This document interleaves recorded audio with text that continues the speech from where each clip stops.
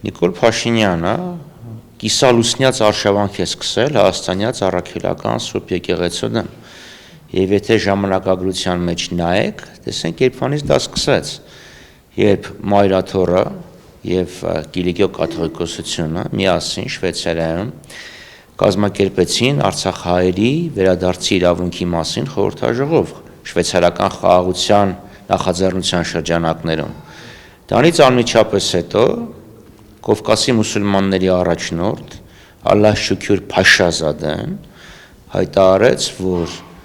հայ առաքելական եկեղեցին ռևանշիստական քաղաքականություն է իրականացնում եւ պատահաբար հենց Փաշազադեի հայտարարությունից մի քանի ժամ հետո Փաշինյանը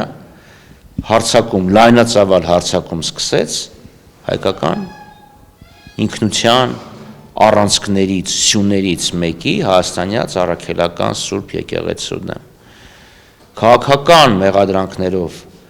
կալանավորվեց նախ Բագրատ arczepiskopos Գալստանյանը, Միքայել arczepiskopos Աչապահյանը եւ Մկրտիչ arczepiskopos Մկրտիչ եպիսկոպոս Պրոշյանը։ Այսինքն 3 թեմակալ առաջնորդներ այսօր անազատության մեջ են,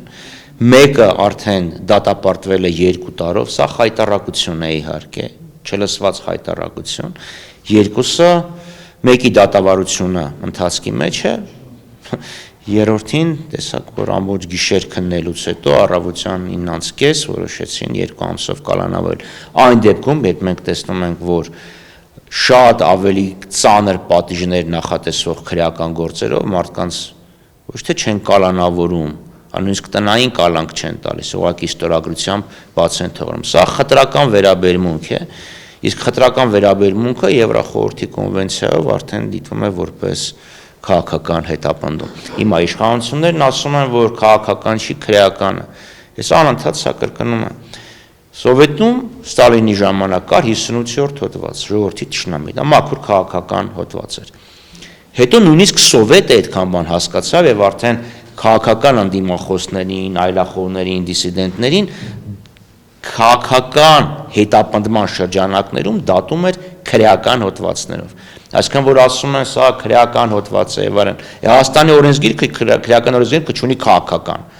Եվ դրա համար ինչպես բոլոր բռնակալությունները, իսկ Հայաստանը դասական բռնակալություն է, քաղաքական հակառակորդներին դատում են քրեական շինծու մեղադրանքները։ Պարոն Խաչատրյան, նոր Արտուր Հովհաննիսյանն ասաց, որ սրբապիղծներից ենք ազատում եկեղեցին եւ նույն ձևով, ինչպես որ սիրո եւ համերաշխության մթնոլորտում եկանք իշխանության, նույն սիրո եւ համերաշխության մթնոլորտում էլ եկեղեցին պետք է ազատվի իր բառերով Կտրիչ Ներսիսյանին։ Կտրիչ Ներսիսյանն ով է, ես չեմ ճանաչում, ես ժամանակին Կտրիչ Սարդարյանն էի ճանաչում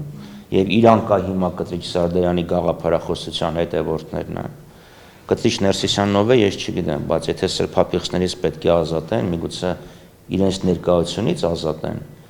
քաղաքական դաշտը, ընդհանրապես հանրապետությունը։